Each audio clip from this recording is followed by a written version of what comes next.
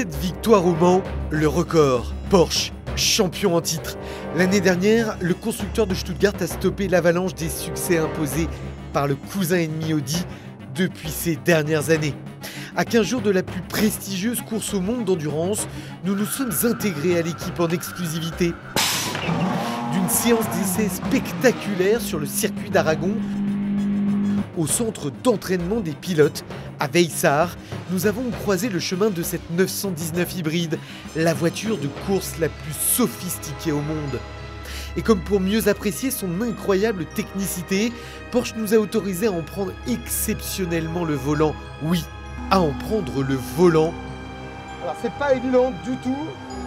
Dans le simulateur d'essai, conçu pour que la réalité soit rattrapée par la technologie virtuelle. En tout cas, les montées en régie sont fulgurantes. Waouh!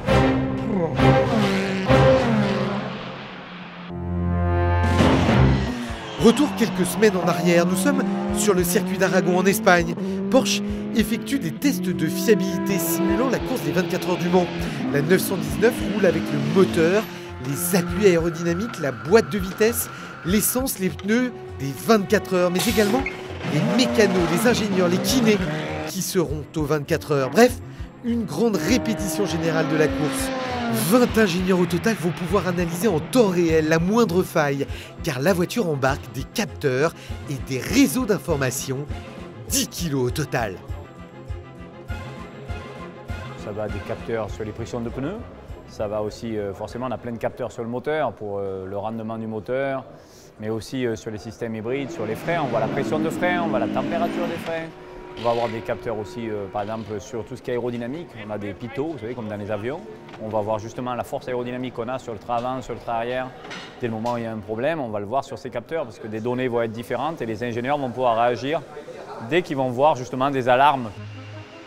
La 919 est avant tout une machine technologique grâce à l'arrivée des moteurs hybrides en compétition.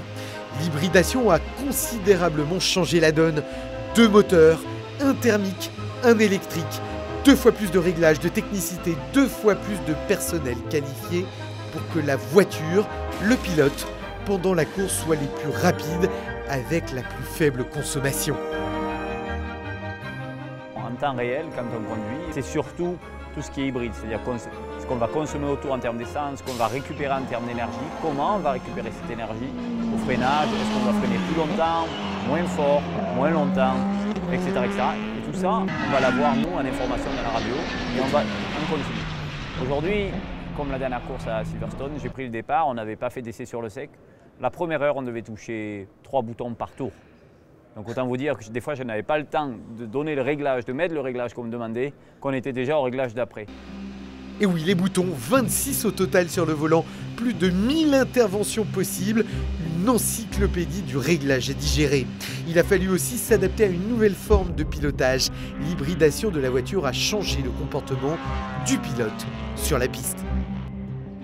On apprend tous aux écoles à la base de freiner le plus tard et le plus fort possible. Aujourd'hui, il y a des fois où on va freiner un peu plus tôt mais plus longtemps pour recharger plus. À l'inverse, il y a des virages où on va compromettre un virage pour justement garder un petit peu d'énergie. Il ne faut pas oublier que quand on a le système hybride qui se met en marche, on est en 4 roues motrices alternatif. Donc on passe d'une propulsion à d'un coup une 4 roues motrices. Donc là aussi, le pilotage va être différent.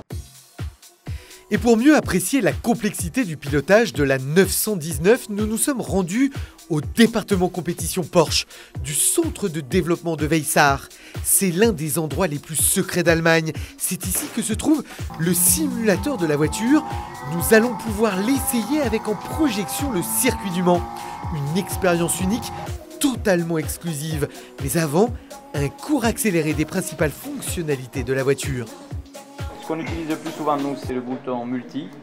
Donc par exemple, il va te dire alpha 42. Donc tu vas sélectionner le A. Là, ça va être les dizaines, 4. Et là, le 2 des unités. Et après, il va falloir appuyer sur OK. Ça va être 2 ou 3 fois par tour. Ce sont des codes? C'est quoi? Ça veut dire quoi? C'est que des réglages de la voiture? De la voiture pour le moteur et pour l'énergie. Je vais pas très loin si jamais je me plante. Première impression à bord, le monde virtuel a sacrément rattrapé la réalité. faut être à l'écoute, on se concentre sur le circuit, on ressent quand même tout à l'intérieur du simulateur. C'est fou, on arrive à avoir des circuits, on a les mêmes ressentis, les mêmes vibreurs, les mêmes bosses, les mêmes panneaux, les mêmes graviers, les mêmes... Donc ça, au fur et à mesure, le détail graphique est tel qu'on se croit presque sur le vrai circuit. Maintenant, je vais devoir en temps réel modifier les réglages de la voiture, ces fameux codes A42, A69 que les ingénieurs indiquent aux pilotes en temps réel. Alpha. Ah putain, je suis perdu. Je suis perdu. Alors là, l'ingénieur me donne des instructions, il faut que je change. Et je suis perdu dans les boutons. Je sais plus ce qu'il faut faire. Boost.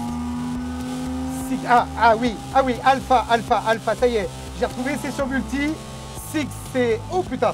Un exercice impossible si vous n'êtes pas un pilote, voilà toute la différence. Et ce n'est pas un jeu vidéo. Il faut être capable aujourd'hui d'être pilote et ingénieur. Pilote-ingénieur le plus rapide et le plus complet instantanément.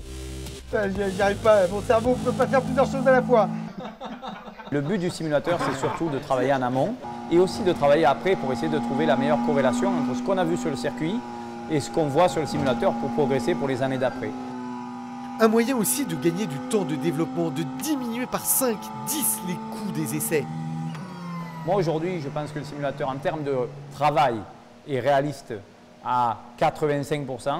En termes de pilotage, je dirais à 60 à 70%. Pourquoi? Parce que la dernière marge, c'est justement le danger. C'est justement, on ose tout sur un simulateur qu'on n'osera sûrement pas sur une vraie voiture. Pour Porsche, le programme d'endurance compte 230 personnes pour un budget équivalent à celui d'un top team de Formule 1, plusieurs centaines de millions d'euros. Il n'y a semble-t-il plus de limite pour remporter le championnat d'endurance, mais surtout les 24 heures du Mans. Rendez-vous dans 15 jours.